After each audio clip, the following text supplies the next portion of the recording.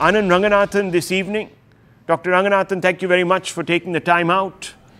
We have with us, representing the left point of view as well as the Palestinian point of view, two speakers. I want to first begin with Fleur. Fleur de Houm, it's a simple question to you, and it's a question that the world is asking. Many are saying that Israel has gone too far this time. How do you react that you have lost the moral authority, that you are slipping off the moral high ground? How do you respond to this? Well, first of all, I think the government of Israel and the army have already proven conclusively that the rocket attack came from an Islamic Jihad launcher and fell on the hospital. We have video evidence from 3 different sources. We even have an Al Jazeera journalist. I don't think anybody can accuse that journalist of being on Israel's side, that they saw the rocket launchers throwing up the rocket and landing. You know, Winston Churchill once said that a lie goes halfway around the world before the truth gets a chance to put his pants on. And I think this is what we've seen here. We've seen an unfortunate incident. Islamic Jihad was throwing rockets to the north of Israel, as they have done non-stop for 10 days. And one of those failed, or one of those had a dysfunction and fell in the car park of the hospital. What's really interesting is that when the lie was going around the world that Israel was the perpetrator of that, there were 500 dead. Now that it's becoming clear that it was the Islamic Jihad, now the number's gone down. So this is part of this whole propaganda campaign that unfortunately we have. It's the truth is a difficult thing to find in these conflicts. What we have really is a massacre. This started with a massacre. We've been going through a nightmare. We're traumatized as a nation. We've never seen the amount of carnage and atrocities in one day for the Jewish people since the Holocaust.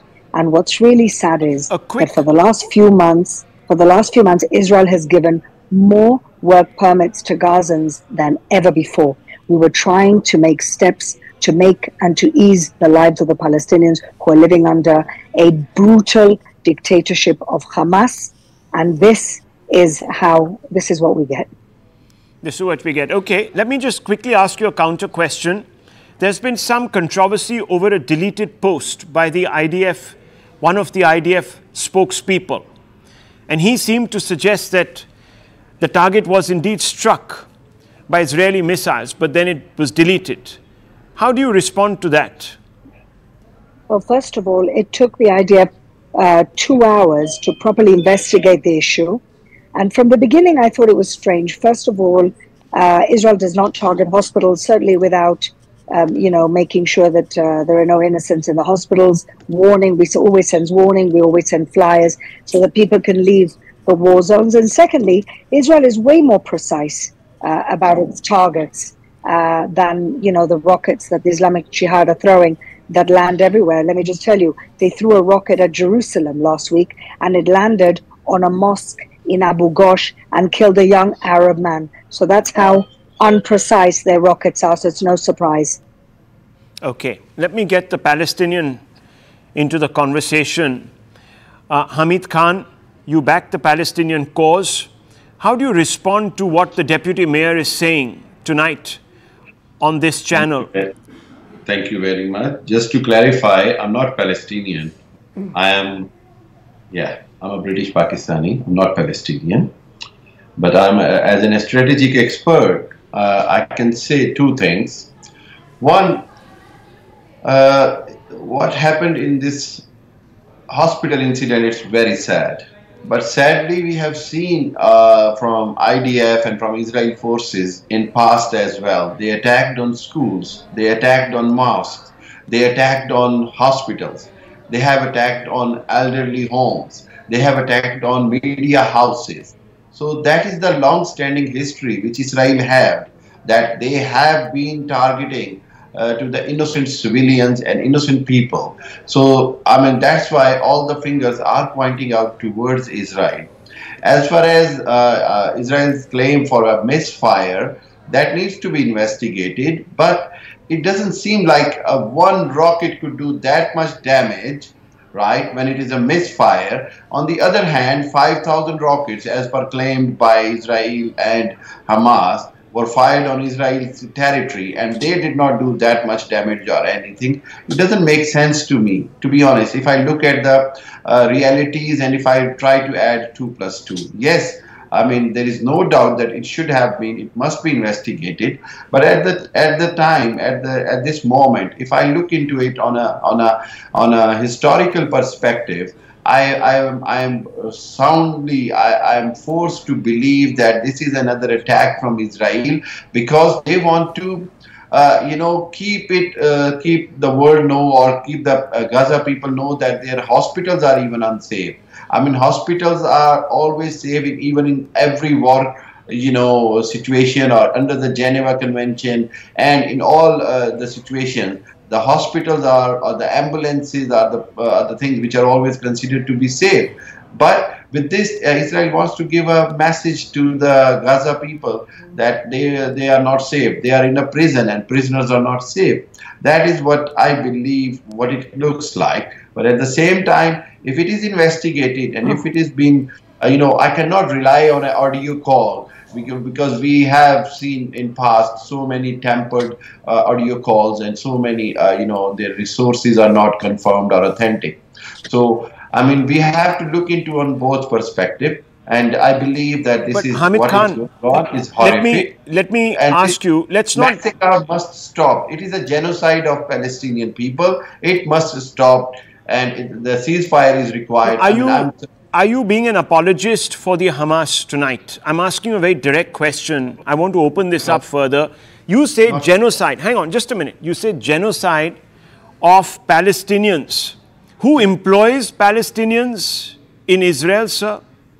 Let me tell you one thing. I mean, why? No, it's a straight question to you. Can you answer that question? How many Israelis does the Hamas employ, for example, to run its hospitals, which surely could do well with Israeli tech, know-how, and expertise? Just a quick question to you, Mr. Hamid Khan. I just say that how can you turn the whole thing around? I'm not turning the whole thing around. I'm only asking you a specific question. Without realizing the fact of last 60 years, what oppression or what atrocities IDF and Israel government is doing. Hamid Khan, do you back the Hamas? Do you back the Hamas? I will not back the Hamas. Then how is the Hamas in charge of Gaza? I will back the freedom of Palestine. One second, sir, one second. Are you saying that Palestinians should have... Excuse me, sir, let's not talk over each other. I'm just asking you a simple question. Please keep an open mind and respond to my questions. Number one, you say that the Israelis want to eliminate every single Palestinian. Who employs these Palestinians?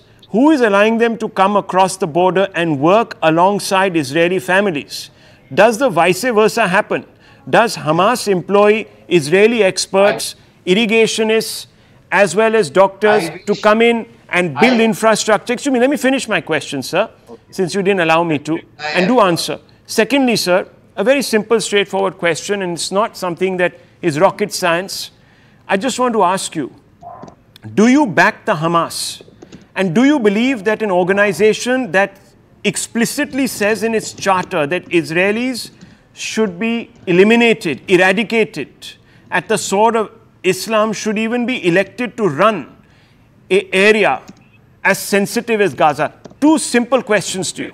Thank you. First of all, let me answer your Hamas question. I will never support Hamas inhuman or anything against the human rights and Islamic values. Anything which they do against the Islamic values, I will be against of it. But at the same time, you cannot put everything under the carpet, what Israel have done. Okay. At the same time, okay, I've answered it. Let me answer the second thing. At the same time, when you say that Palestinians are going and doing work in Israel and they exchange work, vice versa, I wish you have seen the way Palestinians go through those checkposts.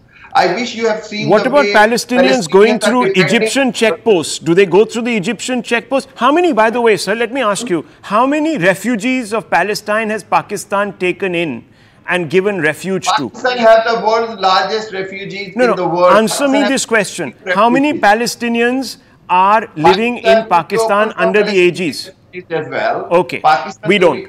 I'm not here to speak on behalf of Pakistan government. Okay, so I want to ask you, you don't believe in Hamas, you don't believe in Hamas, then surely, sir, you also don't believe, since Islam is against organizations like Hamas, you surely also don't support the Pakistanis' patronage of Lashkar-e-Toiba. I'm sure you don't, because Lashkar-e-Toiba is also sworn to eliminate India.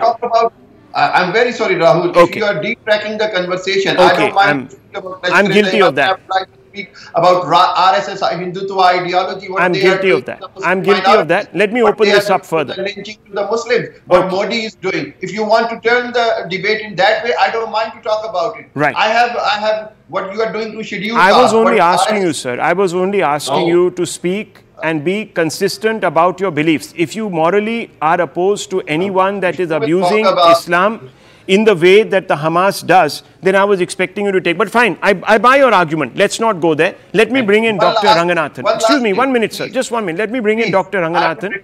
Let me say one last thing. It is the time for the world to understand that this thing going on could be an opportunity to finally decide the dispute of Palestine and Israel. Right. Let's talk about the solution. But that can only happen if Hamas is out of the picture, because Hamas doesn't want to talk to Israel. It doesn't recognize Israel. 1 second. Ceasefire from both ends. No. Hamas has to go, sir. It is sworn to the elimination of Israel. Israel has never said that we don't want a two-state solution. 1 second. Let me bring in Dr. Ranganathan also. Let's open this up. So I don't want to monopolize this entire debate, and I don't also want you to monopolize it. So let me just open it up. Valid points that have been made on all sides. Dr. Ranganathan. Rahul, first of all, congratulations. I'm kind of shocked the previous panelist. That tick mark in your favor there. But before I come to the main issue that really should concern and worry me, I would like to make a few points. Because we've all talked in the past week a little bit, elaborate enough on the various aspects of this present Gaza war, I think it would be helpful. Points that I make right now are bullet points. Because honest God, they need to be internalized. So here goes. Number one, a Hamas stray rocket or an accidental Israeli airstrike. Baptist Hospital in Gaza was safe and functioning well till October 6th, not. And it would have continued to be safe and function well.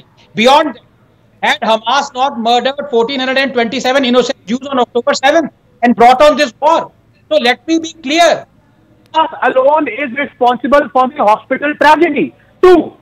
The Jews were in the land of Israel 1,000 years before Islam was even born. So this argument, the specious one, that the land does not belong to Jews is totally wrong. 3. While the Israel constitution does not discriminate between Jews and Muslims, the charter of Hamas, democratically elected by the Palestinians, proclaims that the day of judgment will not come until Muslims fight Jews and kill them. 4. Israel has voluntarily given up the land, Sinai, West Bank, Gaza, that it had taken over after Arab-Israeli wars. If it was perennial aggressor, why would it do so? 5. Israel believes in the two-state solution. Hamas does not. 6. Egypt has demolished thousands of Gazan homes along the Sinai border. Egypt has flushed out Gazan border tunnels, not Israel. 7. Why is Egypt and Jordan not allowing Palestinian refugees to enter their land? And 8. Have you ever wondered that a small sliver of land surrounded by the richest and wealthiest nations of the world, the Arab states, remains the poorest, when the same nation has converted deserts into Dubai? And yet, Gaza remains the poorest, filthiest, sickest and most dangerous place in the world. Why? Because they want to keep playing this filthy victim card. Just like after they start the violence, kill Jews, perpetrate pogrom, they march down their dead, killed in retaliatory Israeli action to show the world that Israel is the oppressor. They protect Gaza as an open-air prison ground and gutter because Israel has made it so they say they care more about denigrating Israel than about developing Palestine. And finally, just 1 minute, about this widespread support for Hamas action here in India that should really worry us. Rahul, other than the university students saying they are with Hamas and marching, chanting Tera Mera Rishta Kya La Ilaha Illallah, it is shocking. Nobody let me show you. Nobody said we are with Hamas. We are with Palestine. Let me show you this. This is a report of IANS from Saidabad area in Hyderabad. It is shocking. shocking to see, Rahul, thousands of Indians trample over Israeli flag deliberately placed outside mosques in India. Israel is a friend of India. It helped us when no other nation did. During our wars, when our Arab friends Israelis are never friends of India. When Pakistan attacked us during Kargil, and Indian Muslims do this to a friend, I ask, why aren't Chinese flags kept outside mosques to be trampled upon when we know that the Chinese have interned 1 million Uyghur Muslims in concentration camps and are feeding their pork and forcibly sterilizing them? Why this hypocrisy by Indian Muslims? Why are they silent? Why are they scared of China but find their voice and speak suddenly for Israel? Well, that is of course true of a large number of Arab countries that are today so keen on extending the economic corridor that the BRI initiative of China, that they never asked them, including Pakistan viewers. Never once have they asked about the Uyghurs who are being horribly ghettoized, murdered, and so many other things that Dr. Ranganathan has talked about. But they will focus on Israel because, viewers, you just have to read the charter, and the charter quotes out of the Hadith. There is a problem here, and that problem needs to be addressed at a fundamental level. People like Vivek Srivastava, who back Palestine today, will never question Palestinians for choosing the Hamas. I want to ask you, sir. Or China. Or China. Or China. Can you tonight, Mr. Srivastava, legitimately tell me that I am wrong when I say that Hamas was elected by Palestinians to do what? Yeah. Now, let me complete the whole thing. And a lot of things which Dr. Ranganathan said were not in good taste. Hamas attacks, so it gives a moral right to the Israelis to bombard a hospital and kill 500 people. I don't see that logic. Where's Number the proof? two, he has been trying to say that Israel is a very kind-hearted. No, let me complete now, please. You spoke enough. And now, number two, he says that Israel is a very kind-hearted nation. It has been. Let me please complete. Israel, I consider Israel as an aggressor. We stood with the people, with the Jews when it was Hitler. We fought. We are communists. We stood with the cause of the Jewish people. But today, what Israel is doing is exactly what Hitler was doing at that time. The Mufti of Jerusalem. It is not about Jews or Muslims or Hindus. It is about fascism. It is about promoting the American cause. It is not only about Israel. The biggest aggressor of the world is the United States of America. Oh my God. Oh my God. Yes, absolutely yes. Oh my God. Absolutely yes. Vivek Srivastava, we are against fascism of 1 second. First of all, there is proof. There is proof that, no, hang on. There is proof. There is proof because there are statements, and I can read out those statements for you, that there was support to Hitler extended by the Mufti, by the way. It's a, no, hang on. You are spreading lies on national television. You are spreading lies on national TV, Vivek Srivastava, unfounded lies, and that is very, very unfortunate. Now, 1 minute. 1 minute. 1 minute. No, that doesn't mean, sir, that you can walk. Fine, I've asked you a question. Vivek Srivastava, you stand for Palestinians. Okay. I stand with Mahatma Gandhi, who in 1931 in Jewish Chronicle said Mahatma Gandhi also stood. Israeli people if they are making another country. Mahatma Gandhi, sir. No, let me speak. Excuse me. 1936 in the magazine Harijan. If you and Anand Ranganathan want to against Gandhi, go. Okay. You go with the American capitalists. Okay, I stand with the cause of the Palestinian people. Right. I do not favor the violence of Hamas, but I stand with the people How do you then decouple Hamas from the choice that Palestinians made to elect it? Can you tell me this, Mr. Srivastava? Why didn't you criticize Palestinians? Exactly. Excuse me 1 second. I'll tell you exactly. Let me finish, sir. Let me finish my question, please. I beg you. Okay. Yeah. You know, you're a very powerful man, part of the Marxist fold. No, you can eviscerate me. You won't leave even a trace of me. You'll send me to a gulag somewhere. Please spare me this intellectual terrorism. I'm just asking you a very simple question. Vivek ji, very simple question tonight. Yes. You say you stand with Palestinians. Do you stand with those Palestinians who elected the Hamas? It's a simple question. The genocidal Hamas. Simple question tonight. Yes. very clearly, and I am going to speak very in the clearly. logic of Dr. Viewers, Anand Ranganathan, very clearly he stands with Palestinians who voted for Hamas. I am going to replicate. This gentleman will next Hamas, tell us. there was Yasser Arafat. He will next tell us Before that he's Hamas, there no, was one Yasser second, Arafat. one second, Before one Hamas, second. let It me is speak now. completely shocking. Let me answer now. No, I'm sorry, sir. I don't allow Hamas, people. there Excuse was me. PLO. Lower the fader. Before Hamas. I do not allow people here to endorse the actions of a terror organization. Viewers, just think about it. Next, the left will say that they stand with Kashmiri separatists who endorse the actions of terrorists in Kashmir. And in fact, Sitaram Yechury did. He went and hugged an individual who stood not only for Pakistan, viewers, but also for the terrorists who were crossing the border. Yeah, Dr. Ranganathan, you want to make a point? Yes, before I bring in... Yeah, very briefly, it's perhaps quite fitting that my good friend Vivek, a communist, knows as much about history as possibly Hamas knows about peace and non-violence. He's talking about we communists fought Hitler. Does he even know about the Hitler-Stalin Pact in 1939? No. What is he talking about? He doesn't. And number two, when he talks about perpetrating violence and standing up against it, I want to ask him, has or has not? Simple question, yes or no? Has or has not? Way, he would have destroyed the Jews please, there and then. Please, Vivek, please don't interrupt me. Please don't. This is not. Don't support fascism and don't spread fascism in this country. And do not support the fascism of Israel. Look, It's what can I say? What can I say? These guys will not keep quiet. Excuse me, can you please, Vivek Srivastava, no one interrupted you. If you noticed when you were speaking, you spoke for a long time, you gave us a lecture on history.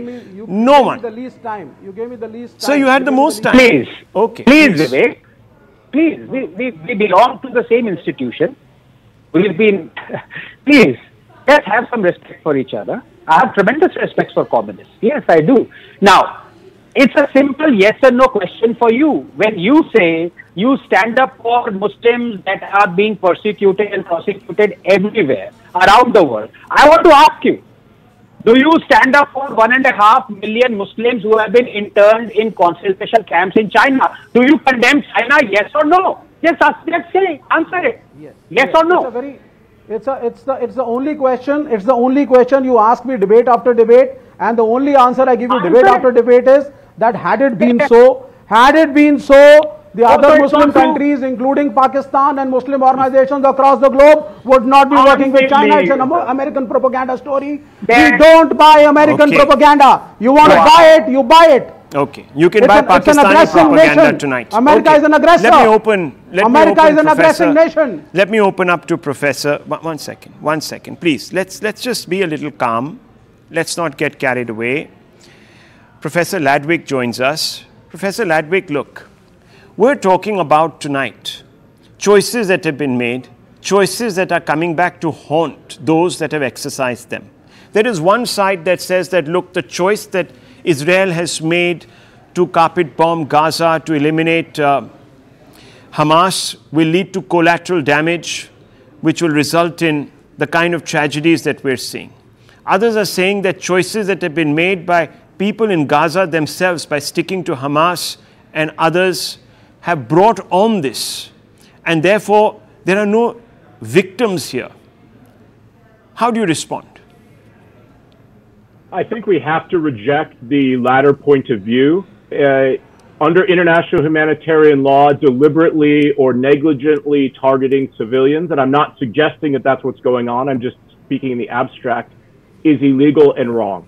And it may be the case that certain governments are elected, but one could easily flip the argument on its head. Again, I'm not doing this, but point to political trends in Israel, where increasingly governments have had to rely on small, further and further right parties to be propped up, have taken a harder line. I think those who'd apologize for Hamas would point at the Israeli civilian population and say they bear the brunt of what has happened and therefore justifies Hamas. Both are wrong. We cannot purposefully target civilians, even if one feels somehow justified by saying, oh, well, they elected these fellows or they supported these fellows. Purposefully targeting civilians, negligence in the use of weapons is illegal, full stop.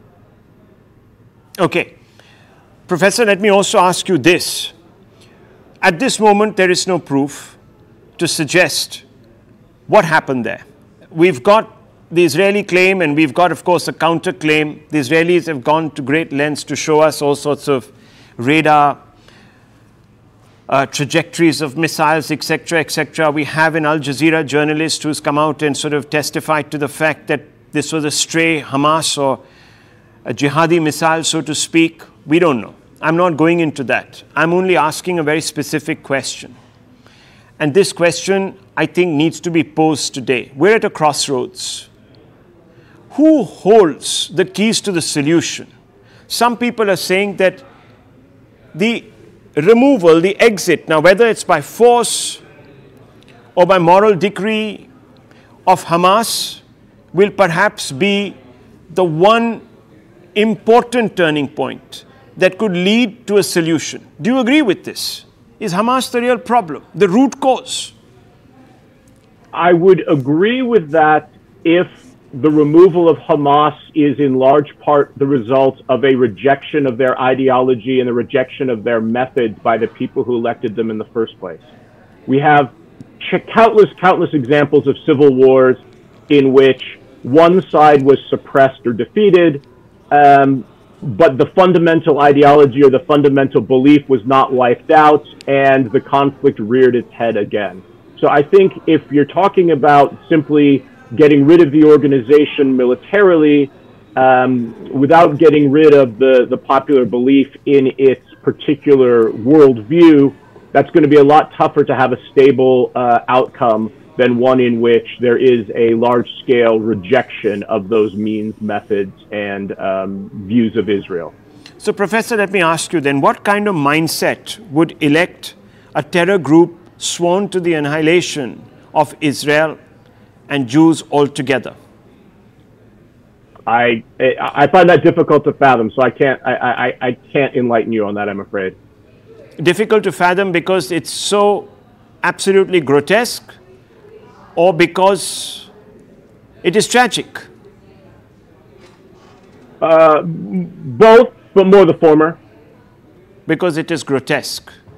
So viewers, tonight, if you're not going to call out the mindset that brought the Hamas into the picture or its sponsors, we have a problem. I'm not justifying what has happened. Please, don't take it like that. But somewhere, if you are apportioning blame, you have to begin to look at the root cause. Many people here tonight, and many others, have been saying that the root cause is an unresolved problem. A problem can only be resolved when either of the parties wants to find a solution. When one party doesn't, how do you address it, viewers? So the root cause really tonight, and I'm saying it very clearly, is the issue of Hamas and those that support the Hamas. And I want to bring in the Deputy Mayor once again. Deputy Mayor, we've just heard Vivek Srivastava launch a broadside against you. Before that, there was a speaker who's left the panel now, Mr. Khan, who said that, look, Israel must take onus. It must take onus. How do you respond to them? Well, you know, we've been trying to help the Palestinians do what they say they want to do, and that is to have self-determination and autonomy. People forget that Israel left Gaza in 2005. Now, at that point, the Palestinian people could have turned this beautiful bit of land that it used to be into Dubai, but instead they turned it into Beirut. And that is really because of this Islamist, fundamentalist, genocidal ideology, the same ones that attack the Twin Towers, the same ones that we see around the world. And unfortunately, all of us, including Palestinian women and children, are pawns in the big game of Iran. Iran has created bases all across the Middle East. They've got Hamas, they've got Hezbollah, they've ruined Lebanon, they've got Syria, they've got Qatar, they've got Afghanistan, and this is really their big plan. Iran doesn't care about the Palestinian people, but they know that this issue plays well in the Muslim and Arab street. And this is why they've chosen them to be one of their puppets. And unfortunately, and Israel, the last thing Israel wants is civilians getting hurt. We don't target civilians. There's a difference between war with casualties and war crimes, when you specifically go to attack civilians. And Israel is at war. We do not commit war crimes. Well, viewers, the jury is out on the last aspect of this, the proof, whether it is robust enough to stand up to inquiry. We've had a pretty wide-ranging and some would say heated debate on this issue.